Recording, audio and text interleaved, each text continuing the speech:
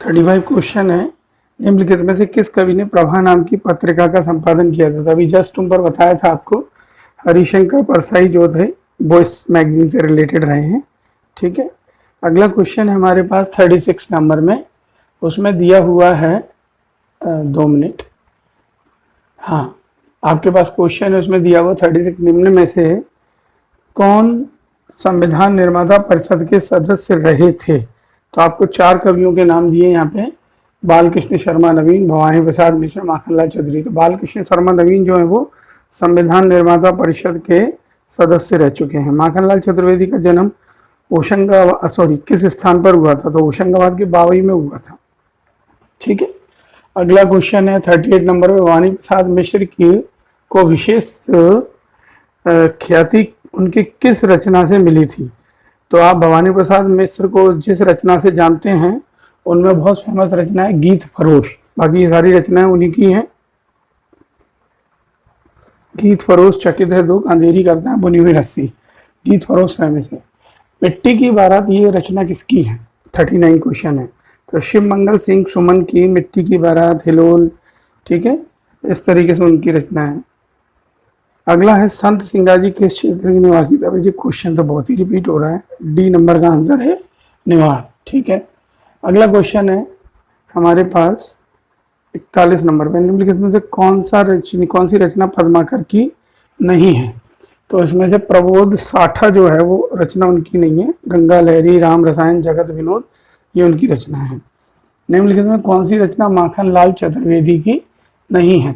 तो उसमें से मुकुल नाम की जो रचना है वो उनकी नहीं है। मुकुल, त्रिधारा, बिखरे मोती, ये सुभद्रा कुमारी चौहान की है। बाकी हिम किरटनी, हिम तरंगनी, युग चरण, समर्पण सब उनकी रचना है। 43 है, निम्न में से किस लोक साहित्यकार को बुंदेलखंड का जयदेव भी कहते हैं? तो ये बी नंबर का ओटी है ईश्वरी को जो है बुंदेलखंड का जयदेव कहा जाता है। ठीक है, ईसुरी। 44 नंबर के क्वेश्चन को देखिएगा, उसमें दिया है निम्न रचना व रचनाकार में असंबद्ध छाटिए। असंबद्ध का मतलब जो जोड़ा गलत है। तो सतपुड़ा के जंगल भवानी प्रसाद मिश्र की रचना है, बिल्कुल सही है। हिम तरंगणी माखनलाल चतुर्वेदी की रचना है।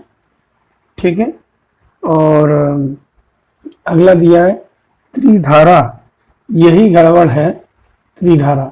ठीक है, तो त्रिधारा गलत है, बाकी इसके अंदर सारे जोड़े सही हैं। अगला है पत्रिका व उनके संपादन के जोड़े, देखिए कौन सा गलत है।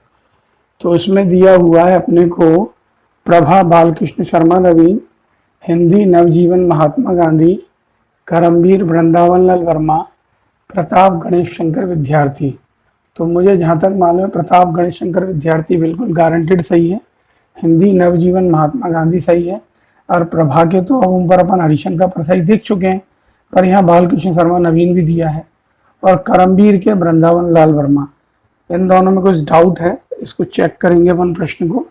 वैसे मेरी किताब जो आंसर दे रही है वो दे रही है करमवीर वृंदावन लाल वर्मा। तो हो सकता है प्रभा जो मैगजीन रही है उसके संपादकों में बालकृष्ण शर्मा नवीन भी रहे हों बाद में। ठीक है, तो मैं अभी इसका आंसर अपने प्रश्न के आंसर शीट के अकॉर्डिंग लगा रहा हूँ, बट अगर कोई नया जानकारी मिलेगी तो उसे अपडेट कर लेंगे। अगला दिया 46, गुलाबी उर्दू शैली का प्रयोग किस कवि द्वारा? तो मुल्ला रामू जी द्वारा किया गया, मुल्ला रामू जी। अगला क्वेश्चन है, उसमें लिखा है चांद का मुंह टेढ़ा, ये किसकी रचना है? चांद का मुंह टेढ़ा गजानन माधव मुक्तिबोध की रचना है, बहुत फेमस रचना है। सी नंबर पे, निम्नलिखित में से कौन अर्धमागधी अपभ्रंश से जन्मी पूर्व हिंदी की बोली है?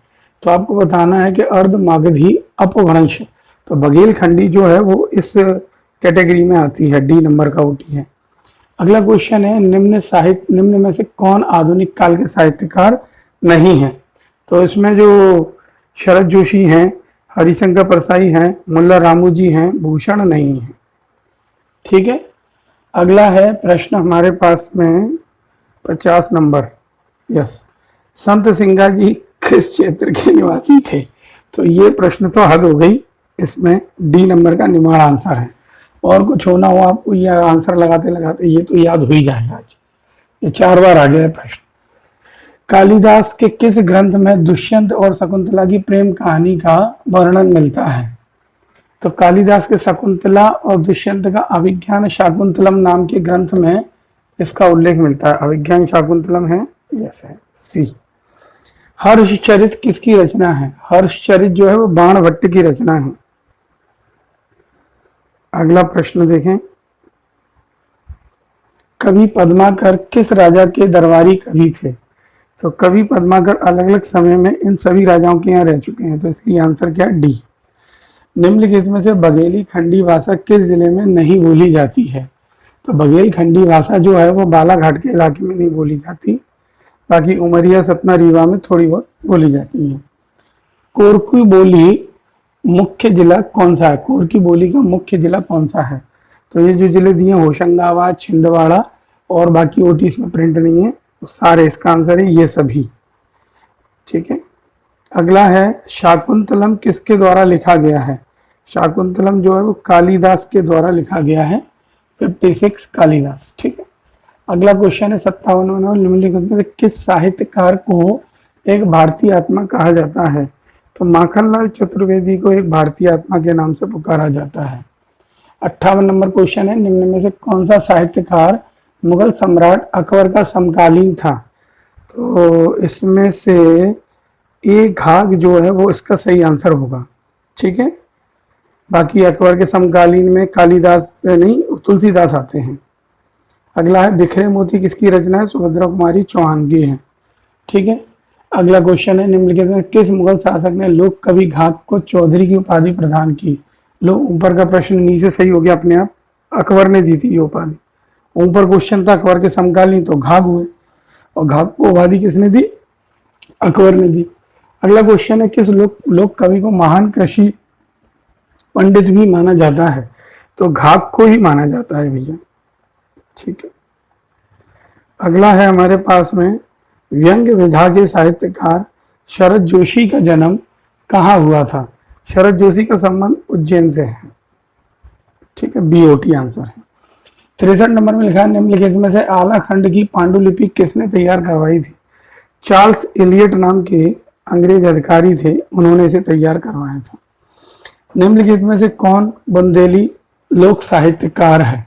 तो इसमें से ईश्वरी जो है वो बुंदेली लोक साहित्यकार हैं, ईश्वरी। ठीक है, तो इन प्रश्नों को आप बार बार देखेंगे, समझेंगे, तो आपको ये धीरे धीरे याद होने लगेंगे।